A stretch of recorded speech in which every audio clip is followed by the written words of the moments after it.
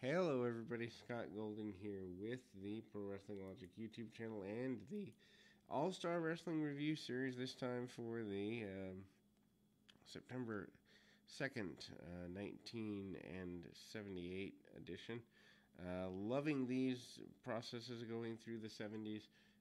Obviously, I didn't become a fan until '89, so anything that's before my fandom, I get to have a little fun with when I watch, especially if it's for the first time. And this kind of run into things is for the first time. We do end up seeing something we don't normally see, and that is the ladies of the promotion here, or of the traveling ladies, as it were. Women's champion Fabulous Moolah defeating Vicky Williams via count out 5:26 after Williams slams Moolah back into the ring just for the 10 count, and women are on the apron. I don't know why the apron finish seems to be so popular here, but again, Fabulous Moolah, they said something like 20 some years as champion. I don't know if that actually was the case. I don't think it was. I don't know the history of the women's championship in the territory very well. Moolah, though, with black hair here, dyeing her hair very well, sequined robe, and Williams, the person that she had trained to take down into the head scissors, into the leg grapevine, and trying to get a submission. Rolled around by Williams. Williams gets into a submission hold of her own. Surfboard, and Moolah really does pull her back into submission and position. Moolah tries to send her opponent to the outside of the ring, cheats wherever she can get an advantage. Williams does pull her back in by her hair, and Moolah gets caught in the upside down nature, getting caught in the ring. I know a lot of people don't like Moolah from the standpoint of what it said she did to the ladies, and potentially expecting them to service the gentleman. But Moolah, for the time in the 70s and early 80s, was a woman who was bumping around. Respect given on the ability of her talents, maybe not her personality away from the ring. Anyway, that count out situation is there. Crazy Luke Graham with the Grand Wizard is out next for his contest of the day, and Luke Graham with the Grand Wizard defeating Jim Ray 7:35 after hitting him with a foreign object. Vince McMahon does interview Graham and the Wizard at ringside post this contest. Not necessarily sure that, in all seriousness, this is a match that needed to go 7 or so minutes. Ray gets actually laid across the top rope at a point, and Graham just punching down on him, kind of forearming and elbowing down on him, also choking him out over the bottom rope and managing to get every illegal advantage he can possibly get, not afraid to choke the man out, since the man in the buckle doesn't care about getting an advantage there either. Hammerlock attempted slam, trying to get every advantage he can possibly get, and Graham waits and uses the foreign object at the last possible minute. Also does a modified kind of reverse choke and back slam, and basically McMahon spends the majority of time questioning whether Luke Graham cheats. Of course, Graham says he did not, does not, would not, and Grand Wizard will guide the Golden Grams to the top. Is a sign that had been brought by the fans. Who knows if it was a planted sign, but it was a nicely designed sign nonetheless. So signs were here even in the 70s, and the Wizard kind of talking about the wonder of the Graham brothers and the changes therein.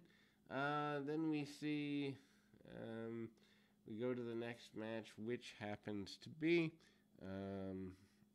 running towards a Dominic DeNucci fighting Barry Mikel Cicluna, double disqualification, 7:23.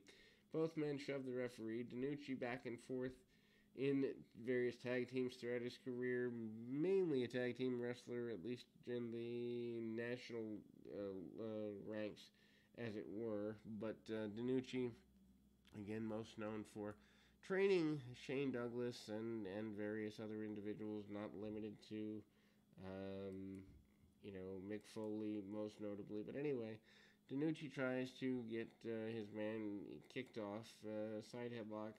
Cicluna and DiNucci probably had opened a bunch of shows or been part of bunches of shows throughout the 70s.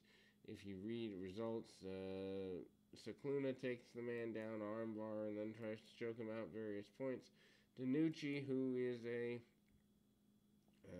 good Italian babyface, does a lot of punch kick, punch kick. Both men fight over the turnbuckle, neither guy getting a clear advantage there.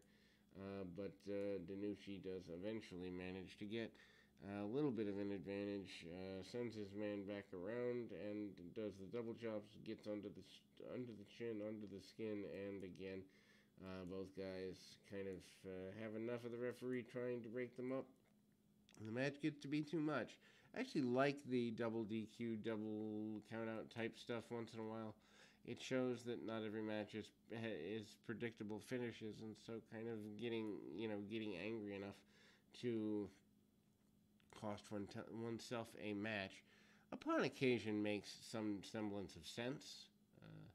Something that I think is an underused finish in current day stuff. Anyway, then we go to Ivan Koloff with Captain Lou Albano defeats Fred Mazzaro 138 with a knee drop off the top.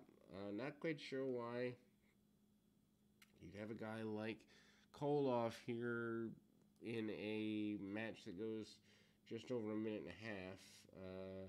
Obviously, Koloff punch kick, very basic stuff, manages to get an armbar and then eventually takes the man down. Takes him down, takes him into a position of authority, and then eventually gets the top rope knee drop. Stan the Man Stasiak is in your, I don't know if it would be main event of this particular broadcast, but he's up next. Yes, Bob Backlund with Arnold Skaaland and Peter Maivia defeats Stan Stasiak and Tony Russo, sub 4 Butcher Bizarre 635. Backlund pins Russo with an atomic drop. So, a couple of things. Getting Maivia on the program, getting Stan Stasiak on the program, two former world champions in the ring with each other. Also getting Bob Backlund, who is your world champion, in there. And, of course, he's been champion for a little over 6 months now. Maivia and Stasiak do some early test of strength type stuff. A shot where Stasiak punches his own partner is a pretty big thing here. Nice cinch up on a side headlock by Maivia. Maivia is in the ring for a good bit of the match with both guys, both Russo and the Stan the Man Stasiak. Eventually, Stasiak sends Maivia to the outside of the ring, and Backlund comes in and tries to help. Snapmare take over, and then hits an elbow to the top of the head. Tries to go for the chicken wing, doesn't get what he wants on that, and eventually Backlund hits Russo with the atomic drop and the victory for the team of Maivia and Backlund. I think at one point they go for the tag team championships pretty consistently. Well, that might be later in 78, early 79, or 80, but I know that Backlund does hold both the tag championships and the world championship simultaneously at one point during this elongated reign. Anyway, that will close us out for today. We'll be back with more right after this.